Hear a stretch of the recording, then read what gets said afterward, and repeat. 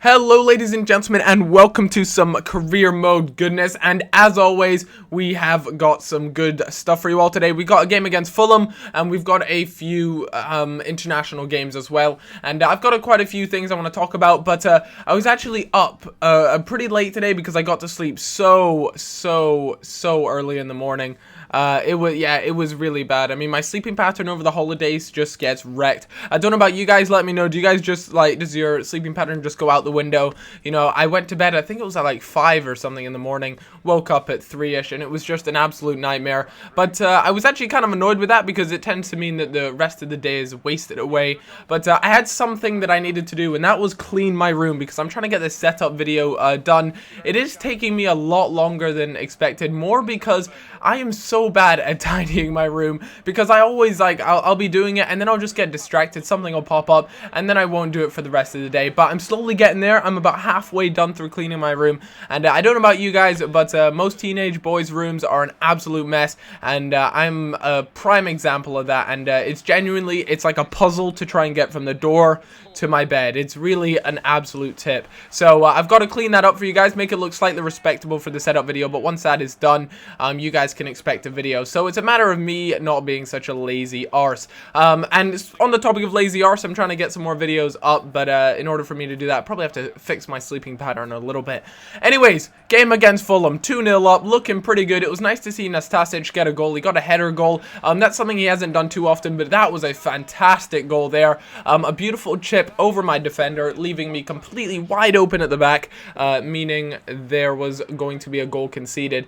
And you know, that left winger, I'm not too sure of the name there, but he's given up the ball so many times in this game. It's I see, if you guys look back, I believe it was the very first goal of the game. He tries to knock it on and he just completely makes an absolute mess of it. And Muriel there with the strike, unfortunately doesn't manage to do anything with it.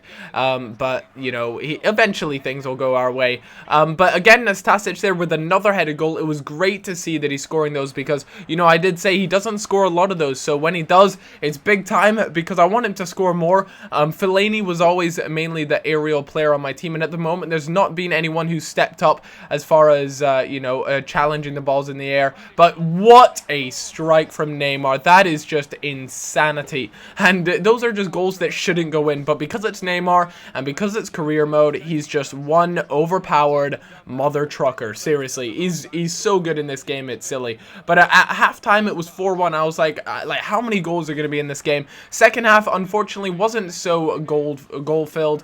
There wasn't a lot going on, and I believe Fulham just managed to get a goal towards the end here in the 90th minute. But my 3-goal difference lead in the first half meant that it was, I kind of want to say, okay to concede that, but that was some very poor defending. It was actually a substitute that scored it as well. I mean, look how much space he had. The defenders were caught napping, caught ball watching, and yeah, it was just a really poor goal to concede. But fortunately we had done enough in the first half to make sure that we got the 3 points. Nastasic there with man of the match and a 9.6 rating, very well deserved, did a fantastic job there, and nice to see the lad get some goals under his belt. Anyway, so at the moment we're third in the table, as you guys can see.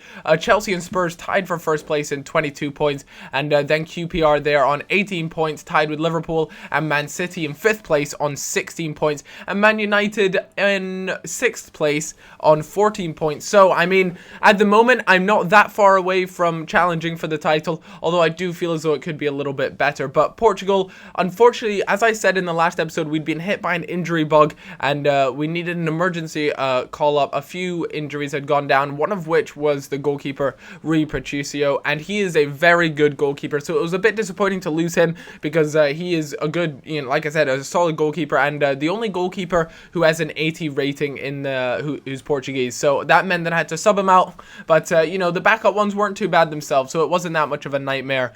Anyways, I had my first international friendly coming up, feeling pretty good about this. I was looking forward to seeing how it goes, but as always with these sort of international friendlies, I tend to simulate them just because friendlies don't really have a meaning to me. I mean, I could play with them, kind of get used to them, but I mean, it's just Cristiano Ronaldo, Nani, Oliveira are just really good, and Nani actually manages to go and get 2 goals, and I believe he gets a hat-trick in this game, which is just fantastic. But if you look at that, 3 goals in the space of, what's that, like 4 minutes in game, which is just bananas, and there's Nani's hat-trick, and 3-1 to us, and things were obviously going very well, and it was nice to see our striker, Nelson, there get a goal for himself. Unfortunately, though, no Ronaldo goal, which came as a bit of a shock, but a 5-1 win over Austria meant that I was feeling pretty comfortable. But unfortunately, if you take a look at that, Mbaye just completely told me to go and do one. He wasn't interested in the contract I'd sent him. He asked for, I believe it was 36,000 a week. Unfortunately, though, I wasn't willing to give him that. I don't feel as though his performances had deserved at 36,000 a week. I went and offered him, I believe it was around the 25,000 a week, which in my opinion is actually pretty reasonable, you know. He came into the club. I expected him to develop as a player much quicker than what he has done. I mean, he went from, I believe it was like a 77, and now he's an 80-ish, and I mean, that's a good development, but I feel as though I really, if I'm going to be paying someone 36,000 a week, I want him to be a really good left back, and I just didn't feel that way when he came to me asking for more money. And I appreciate, you know, he's been starting every game.